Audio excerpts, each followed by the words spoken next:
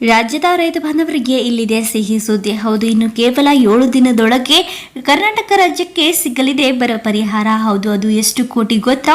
ಈ ವಿಡಿಯೋದಲ್ಲಿ ಸಂಪೂರ್ಣ ಮಾಹಿತಿಯೊಂದಿಗೆ ನೋಡೋಣ. ಈ ವಿಡಿಯೋ ತಪ್ಪದೆ ಕೊನೆವರೆಗೆ ನೋಡಿ ಮತ್ತು ನಮ್ಮ ವಿಡಿಯೋ ಇಷ್ಟವಾದರೆ ಲೈಕ್ ಮಾಡಿ ಮತ್ತು ಶೇರ್ ಮಾಡಿ ಮತ್ತು ಇಂತಹ ಹೆಚ್ಚಿನ ಮಾಹಿತಿಯನ್ನು ತಿಳಿಯಲು ನಮ್ಮ ಚಾನೆಲ್ ಅನ್ನು ತಪ್ಪದೆ ಸಬ್ಸ್ಕ್ರೈಬ್ ಮಾಡಿ. ಮೋದಿ ಸರ್ಕಾರದ ಮೇಲೆ ಬರ ಪರಿಹಾರಕ್ಕಾಗಿ ಸಿದ್ದು ಸರ್ಕಾರ ಸುಪ್ರೀಂ ಕೋರ್ಟ್ಗೆ ಹೋಗಿತ್ತು. ಸುಪ್ರೀಂ ಕೋರ್ಟ್ 15 ದಿನದೊಳಗೆ ಸಮಸ್ಯೆಯನ್ನ ಬಗೆಹರಿಸಿ ಈಗ ಸೋಮವಾರದೊಳಗೆ ರಾಜ್ಯಕ್ಕೆ ಬರ ಪರಿಹಾರವನ್ನ ಕೊಡಲು ಆದೇಶವನ್ನ ಕೊಟ್ಟಿದೆ. ಕಳೆದ 6 ತಿಂಗಳಿನಿಂದ ಕಾಂಗ್ರೆಸ್ ಬಿಜೆಪಿಯ ಮಧ್ಯೆ ಬರ ಪರಿಹಾರದ ಮಹಾಸಮರವೇ ನಡೆಯುತ್ತಿತ್ತು. ನೀ ಕುಡೆ ನಾ ಬಿಡೆ ಅಂತಿದ್ದ ನಾಯಕರು ಕೋರ್ಟ್ ಅಂಗಳಕ್ಕೂ ಕಾಲಿಟ್ಟಿದ್ದರು. ಲೋಕಸಮರದಲ್ಲಿ ಬರ ಪರಿಹಾರವನ್ನೇ ಬ್ರಹ್ಮಾಸ್ತ್ರ ಮಾಡಿಕೊಂಡ ಸಿದ್ದು ಟೀಮ್ಗೆ ಕೊನೆಗೂ ಜಯ ಸಿಕ್ಕಿದೆ.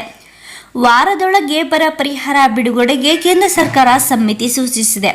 ಹೌದು, ಸುಪ್ರೀಂ ಅಂಗಳದಲ್ಲಿ ವಿಚಾರಣೆ ಶುರುವಾಗ್ತಿದ್ದಂತೆ ಕೇಂದ್ರ ಸರ್ಕಾರದ ಪರ ಆರ್ ವೆಂಕಟರಮಣಿ ಜನರಲ್ ಕೋರ್ಟ್ಗೆ ಭರವಸೆಯನ್ನ ಕೊಟ್ಟಿದ್ದರು.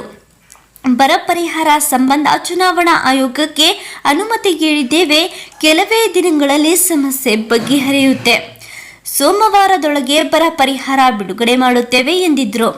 ನ್ಯಾಯಮೂರ್ತಿ BR ಗವಾಯಿ ಪೀಠ ಈಗ ಕೇಂದ್ರ ಸರ್ಕಾರಕ್ಕೆ ಮತ್ತೆ ಎಚ್ಚರಿಕೆ ಕೊಟ್ಟಿದೆ. ಹೌದು, ಒಕ್ಕೂಟ ವ್ಯವಸ್ಥೆಯಲ್ಲಿ ಎಲ್ಲರೂ ಇದ್ದೀವಿ, ಇಂಥ ವಿಷಯಗಳನ್ನ ಸೌಹಾರ್ದವಾಗಿ ಬಗೆಹರಿಸಿಕೊಳ್ಳಬೇಕು, ಮತ್ತೆ ಸುಪ್ರೀಂ ಕೋರ್ಟ್ ತನಕ ಈ ಪ್ರಕರಣ ಬರಬಾರದು ಅಂತ ಕೇಂದ್ರ ಸರ್ಕಾರಕ್ಕೆ ತಾಕೀತು ಮಾಡಿದೆ ಪೀಠ. ಸುಪ್ರೀಂ ಅಂಗಳದಲ್ಲಿ ಇಂಥದೊಂದು ಆದೇಶ ಬರ್ತಿದ್ದಂತೆ ಸಿಎಂ ಸಿದ್ದರಾಮಯ್ಯ ಎಕ್ಸ್ನಲ್ಲಿ ಪೋಸ್ಟ್ ಹಾಕಿ ಕೇಂದ್ರದ ಮೇಲೆ ಹರಿಹಾಯ್ದರು. ಬರ ಪರಿಹಾರಕ್ಕಾಗಿ ಮನವಿ ನೀಡಿ 5 ತಿಂಗಳುಗಳು ಕಳೆದರೂ ಕೇಂದ್ರ ಸರ್ಕಾರ ಯಾವುದೇ ನಿರ್ಣಯ ಕೈಗೊಳ್ಳಲಿಲ್ಲ. ನಾವು ನ್ಯಾಯಾಲಯದ ಮೆಟ್ಟಿಲಿರುವಂತಹ ಅನಿವಾರ್ಯತೆಯನ್ನ ಸೃಷ್ಟಿಸಿತ್ತು. ಇದು ನಾಡಿನ ರೈತರಿಗೆ ಸಿಗಬೇಕಿದ್ದ ನ್ಯಾಯಯುತ ಪರಿಹಾರವನ್ನ ಕೊಡಿಸುವ ನಮ್ಮ ಹೋರಾಟಕ್ಕೆ ಸಿಕ್ಕ ಮೊದಲ ಹಂತದ ಜಯ ಅಂತ ಪೋಸ್ಟ್ ಹಾಕಿದ್ದರು. ಇನ್ನೊಂದೆಡೆ ಕಂದಾಯ ಸಚಿವ ಕೃಷ್ಣ ಬೈರೇಗೌಡ ಸರ್ಕಾರದ ಹೋರಾಟಕ್ಕೆ ಸಿಕ್ಕ ಜಯ ಎಂದು ಕೇಂದ್ರ ಪರಿಹಾರ ನೀಡದೇ ಇದ್ದಾಗ ಕೊನೆಯದಾಗಿ ಸುಪ್ರೀಂ ಕೋರ್ಟ್ಗೆ ಹೋಗಿದ್ದೆವು. 2ನೇ ಬಾರಿ ವಿಚಾರಣೆ ನಡೆಯಿತು.